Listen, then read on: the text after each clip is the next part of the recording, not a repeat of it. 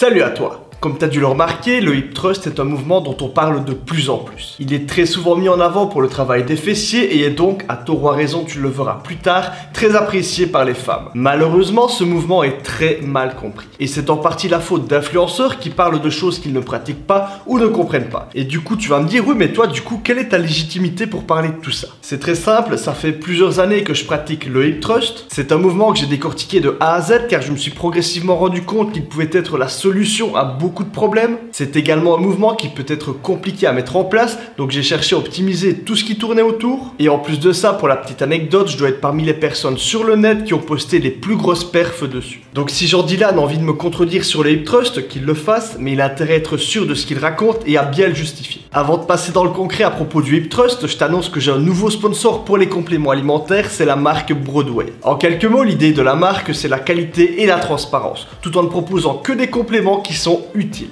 Tout ce qui est complément bullshit ou peu intéressant, c'est à la poubelle. Et tout ça en s'adressant spécialement aux pratiquants de musculation. L'objectif, c'est que ce soit la marque de qualité pour les go muscu. Comme tu le sais, j'étais depuis des années sponsorisé par Nutrimuscle et vous avez été nombreux à me demander ce qu'il en advenait lorsque j'ai annoncé ce nouveau partenariat. Je t'explique tout ça en fin de vidéo. Watch time, tu sais bien. Bon, on repasse au hip thrust, je ne vais pas faire durer le suspense et on passe directement au concret. Tu penses très certainement, comme de nombreuses personnes, que le hip thrust c'est le mouvement pour avoir de gros fessiers. Je vais te casser cette croyance, ce n'est clairement pas le meilleur exo pour prendre des fesses. C'est probablement à cause de cette croyance que le mouvement est incompris. En effet, il permet une très bonne contraction sur les fessiers avec un beau raccourcissement. Si on maintient quelques secondes la position haute, on pourra d'ailleurs avoir de très bonnes sensations dans la zone. Et c'est certainement ces paramètres qui poussent à croire que c'est l'exercice par excellence pour les fessiers. Mais jusqu'à preuve du contraire, ce n'est pas en maintenant une grosse contraction en fin de mouvement ou en allant chercher la congestion qu'on va prendre du muscle. Sinon, qu'on soit bien clair, tout le monde aurait des biceps énormes en faisant du curl concentré et en maintenant la contraction en position haute quelques secondes.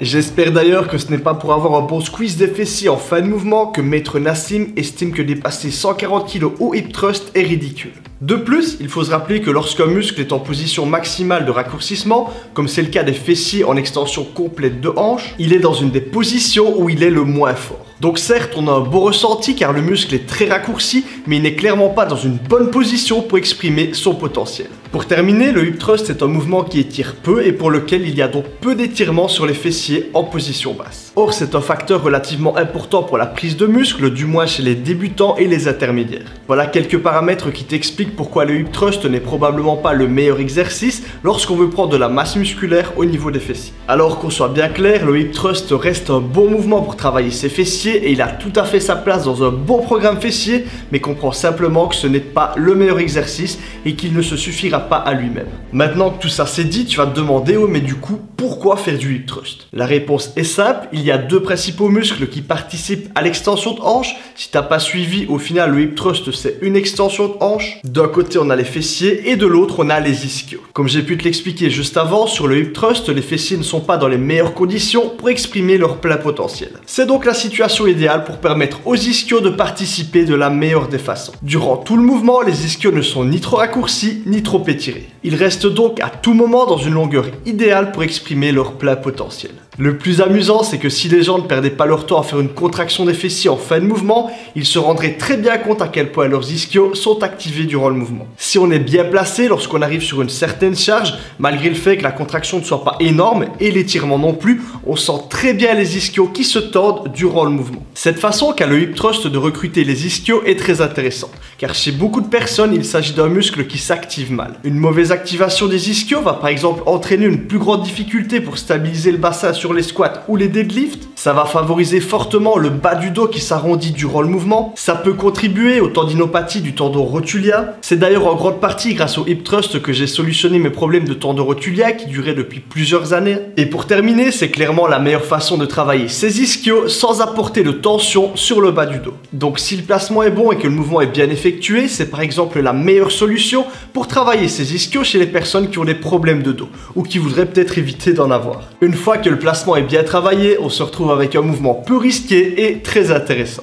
On est donc dans des conditions parfaites pour progresser dessus sur le long terme et en minimisant les risques. Le seul vrai problème que je vois pour le hip thrust, c'est le setup qui n'est pas toujours facile à mettre en place. Il y a très peu de salles avec un banc hip thrust, donc il faut utiliser un banc classique ou encore empiler des steps. Et quand on n'a pas l'habitude, ça peut être compliqué de se placer correctement pour démarrer le mouvement. Que ce soit de placer correctement son dos sur le banc ou encore de placer le mot sous la barre pour ne pas que ce soit douloureux. Si tu veux une vidéo sur le sujet pour que je t'explique comment faire tout ça correctement, n'hésite pas à me le dire. Il reste une solution qui contourne tous ces problèmes, c'est les hip thrusts à la machine. Il y a plusieurs modèles et les plus pertinents, c'est celle de ce type-là. Je sais bien qu'on en trouve parfois dans les fitness parks, c'est celle de la marque Nautilus, mais il y en a également d'autres marques. J'apprécie par contre moi ces modèles-là qu'on retrouve par exemple chez Basic Fit sur la marque Matrix. Quoi qu'il en soit, en prenant son temps et en travaillant un petit peu son setup pour le hip thrust à la barre, on peut vraiment profiter énormément de ce mouvement. Et je ne vois que des bonnes raisons de bombarder sur le hip thrust et de ne pas s'arrêter à 140 kg, qui est une barre que n'importe qui pourrait soulever avec quelques entraînements. C'est certainement le mouvement à la barre où on peut soulever le plus lourd, le placement entraîne des leviers très intéressants et on met en jeu des muscles qui sont très puissants. Si on cherche l'hypertrophie, l'idée n'est pas nécessairement de faire de la force dessus, on peut faire des séries plus longues sans problème, travailler sur des fourchettes de répétition tout à fait classiques, mais tout dépendra des objectifs de chacun. Quoi qu'il en soit, par exemple, si tu squattes en série de 10 à 140 kg, ce n'est pas normal si ton hip thrust n'est pas largement au-dessus des 140 kg sur le même nombre de reps. Si la vidéo t'a plu, pense à laisser un pouce bleu et à t'abonner. Pour toutes les demandes de suivi personnalisées, c'est comme d'habitude sur mon site kiliannagel.be. Tu auras tout ce qu'il te faut pour progresser dans les meilleures conditions et avoir un coaching totalement personnalisé. Et pense également à partager cette vidéo car j'estime que c'est un sujet qui mérite vraiment d'être compris correctement. Ne t'en fais pas, je ne t'ai pas oublié pour ce qui est de mon sujet de changement de sponsor. Alors, pour ce qui est de Nutrimuscle, je vais être très clair avec toi, c'est toujours pour moi une marque de référence. Je l'ai mise en avant durant de nombreuses années et si je n'avais pas eu Broadway, je serais toujours avec eux. La différence, c'est qu'ici avec Broadway, on est une plus petite structure, les exigences de développement ne sont pas les mêmes car ici on s'adresse principalement aux gros muscles. Et le but, c'est vraiment de retrouver la marque de référence pour nous en termes de qualité.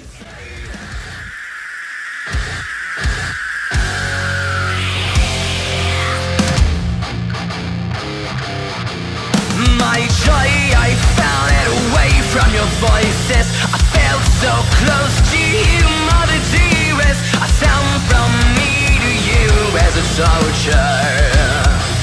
You became my monster. You became my monster. And it's on the DD, you're fucking with me. A final last goodbye.